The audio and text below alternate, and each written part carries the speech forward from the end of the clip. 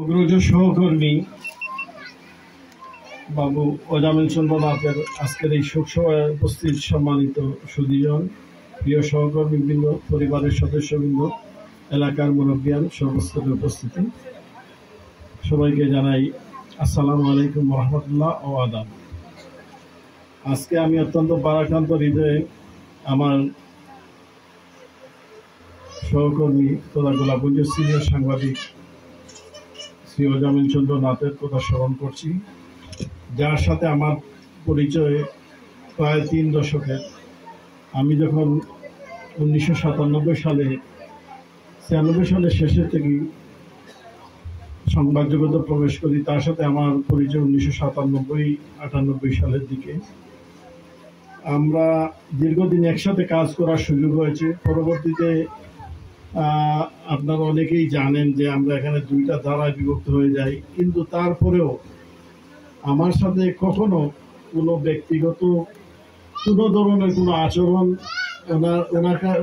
ওনার প্রতিও আমি শ্রদ্ধাশীল ছিলাম এবং তিনিও ব্যক্তিগতভাবে আমার প্রতি খুবই শ্রদ্ধাশীল ছিলেন। আমি আজকের এই স্মরণ সভায় তার এই সকল আচরণকে সম্মান জানিয়ে আমি তার আত্মার শান্তি কামনা করছি। আর এখানে আমার অনেকগুলো কথাই চলে এসেছে আমার সহকর্মীদের কাছ থেকে, বিশেষ করে আমার ফয়সল ভাইয়ের কাছ থেকে। আমি বসে বসে চিন্তা করছিলাম আমাদের কি করা উচিত বা কি করা দরকার। এখানে চলে এসেছে স্মারকের ব্যাপারে আলোচনা, বা আমার একটা স্মৃতি স্মারক হিসেবে দাবি করেছিলেন, সেটাই স্মারকের মাধ্যমে আশা করি সেটা কভার হয়ে যাবে। আর তিনি ছিলেন আসলে বহুমুখী প্রতিভার অধিকারী। তিনি সাংবাদিকতা ছাড়াও শিক্ষকতা ওনার অবদান রয়েছে, শিক্ষাঙ্গনে অবদান রয়েছে। আমি তাদের সকল ভালো কাজের সাধুবাদ জানাই।